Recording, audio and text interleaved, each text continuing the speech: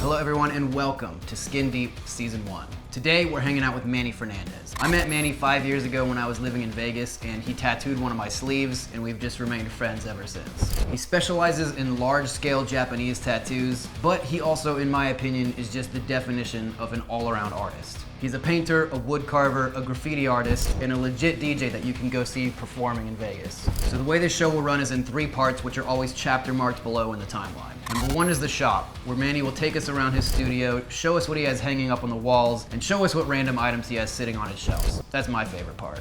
Number 2 is the story, where Manny will walk us through his journey to becoming a tattoo artist. And number 3 is the artist, where we go deeper on several topics including AI, how to find joy in your work, and how tattoo artists have had to adapt their business to an ever-changing world. And at the very end, I'll meet you right back here for some closing thoughts. So enjoy.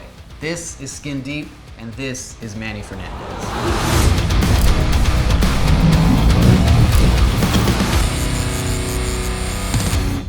Anytime you visit Vegas, I always recommend driving just a little ways off the strip. You'd be surprised at how many hidden gems the city has to offer.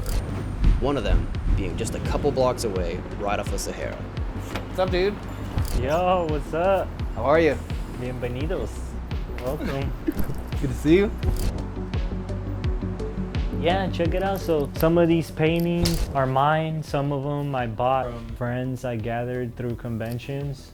Anything you see with like a little bubble like this is basically a picture of me when I bought the print from the artist. This little section right here, it's all made by an artist. His name was Thomas Asher. He was a great artist and friend, one of the dopest tattooers when it comes to painting. I mean, look at these paintings, they're incredible. Yeah, he passed away about 2 years ago. I tattooed his sister. She brought me this from his funeral. I did a tattoo on her that he used to have on his arm. I did it on her chest.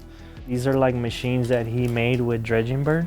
That's crazy. Right, yeah, he made beautiful machines. This was the first one I bought from him. Nobody really knows about this because Asher really liked Salvador Dali, and he would comb his hair nice like Dali and wear Louis shoes and stuff. But when he was younger, he had dreadlocks. So his sister like gave me a piece of his dreadlock. What the hell? So I have it here, and I told her I will make something cool with it one day.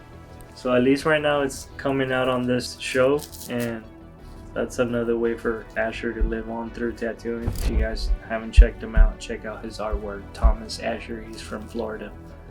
Yeah, it's really in there, terrible in there. That's his freaking dreadlock. That I'm probably gonna like. I thought about maybe like painting him like Dolly or something and using the hair as his mustache. Oh, that would be sick. So cool, man. Not on my bingo card today. yeah, exactly. Gotta say that is without a doubt one of the most random items I've ever seen in a tattoo shop, but also one of the most meaningful. Now, another thing I love about Manny is that he's always building some sort of contraption. Yeah, this is a cool little device I made because my ink is very thick. So it takes me like freaking 1 to 5 minutes to shake each bottle. So this way I can just boom and then. So smart. Love it. And now, of course, we have to check the bathroom, which is just as highly decorated as the rest of the shop. This right here is like another style that I do, which is like more like a graffiti vibe. So all of these I did with like just spray paint and marker.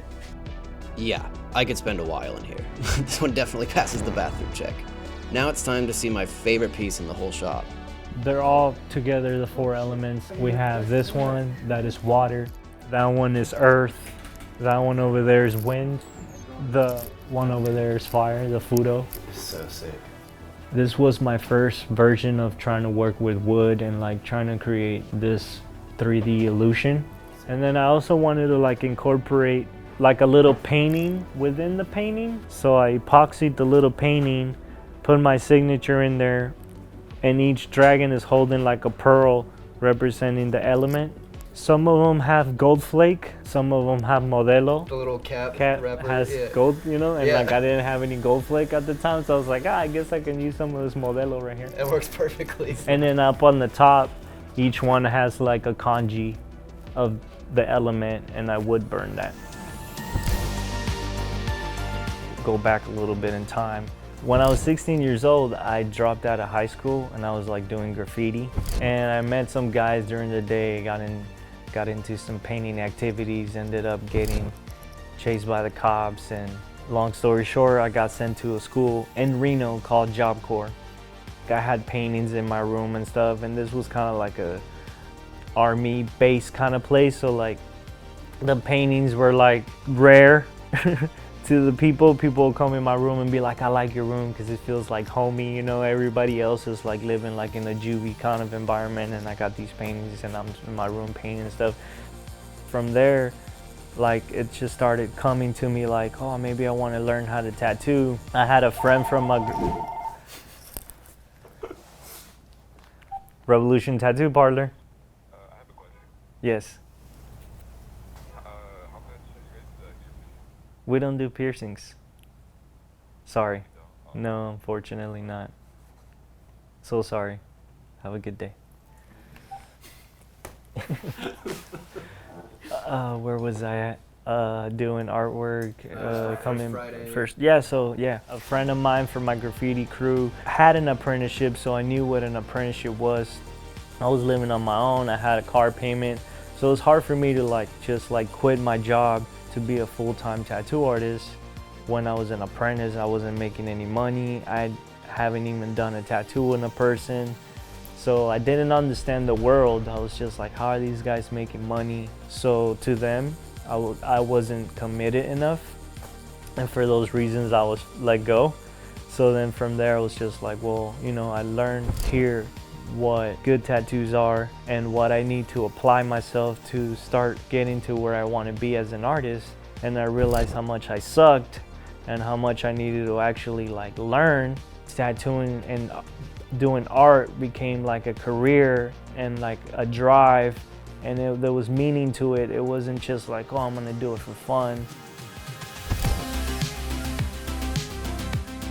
I don't have favorites, so my style is kind of hard to describe, even though I have things I'm deeply passionate on, like Japanese style. It's one of my favorite styles, but I try to be well-rounded and do a little bit of everything, because that's why I chose to do tattoos, because it was like a never-ending learning experience, trying all these different styles. Manny's work is just so vibrant and full of life, and there's been so many times where I've seen him finish a piece and thought I would get a print of that. Painting is a major part of Manny's life, and you can definitely see that influence in his work. Yeah, definitely painting helps you keep that motive, helps you keep that drive. When you start having balance and flow with both of those things, that's how your style develops and then it becomes fun again.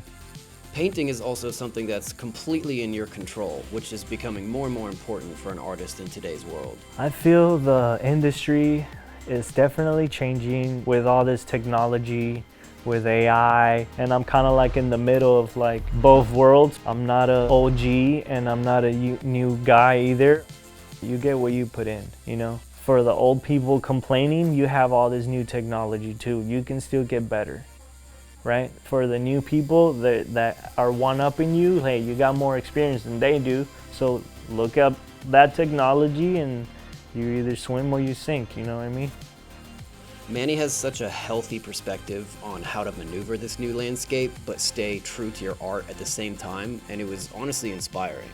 Quantity is more important than quality now. And as you're pushing that quantity, you're getting good. So that's something that's been hard for me to change in my head, because it's always like trying to make this perfect thing to show everybody, and like nobody cares. You know, you make something that's barely okay and oh shit, I just got all this exposure, and then you try really hard on something and maybe that wasn't your day. So it's just like, keep it coming. It's hard because we're all molded into this new era of like, in order for my stuff to be good, I have to have these viewers, or if the viewers like it, obviously it's good enough, right? And like, sometimes it's true, but sometimes you're also fighting a computer and an algorithm, and maybe you did something good and it wasn't shown to the right people. But sometimes nowadays it's just maybe you haven't done it enough, and that's where the whole repetition thing comes in. If you have one great idea, don't be bummed out that nobody saw it the first time. You have something good, you did it with meaning, with passion, keep doing it.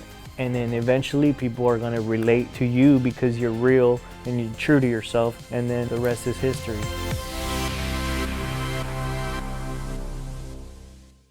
I really loved having this conversation with Manny because I felt like so many of the things that he was thinking about and feeling, I relate to in what I do for work. I think we really have gotten to this point where we not only see likes and comments as a reward, but we also see it as confirmation that what we're doing is good. But in reality, it is the most faulty gauge possible. I'm sure you guys have seen the most beautiful photo or the coolest moment get 3 likes, and then a video of somebody getting hit by a bus is the most viewed thing on Instagram that day. If you love this thing that you're making and you do it with heart and sincerity, then just simply the act of you sharing it with the world is all that really matters. And hearing Manny say those things really connected with me in terms of this show, because obviously I would love this show to do well and I'd love as many people to see this show as possible. But I can't even describe to you how much fun I've had getting to put these together and getting to meet these artists and have these cool, fun conversations with new people. So for me, I think just knowing that allows me a little bit more freedom and a little bit less stress in putting this out, knowing that I love it and I enjoyed making it. So all I can do is share it. So go ahead and give Manny a follow on Instagram at Manny's Revolution. And if you enjoyed this, make sure you subscribe to the channel here, and you can also follow us on Instagram at Skin Deep Show. And if you'd like to see your favorite tattoo artist on the show, go ahead and drop their name in the comments below. And that's it for this week. We'll be back next week with episode 2. See you then.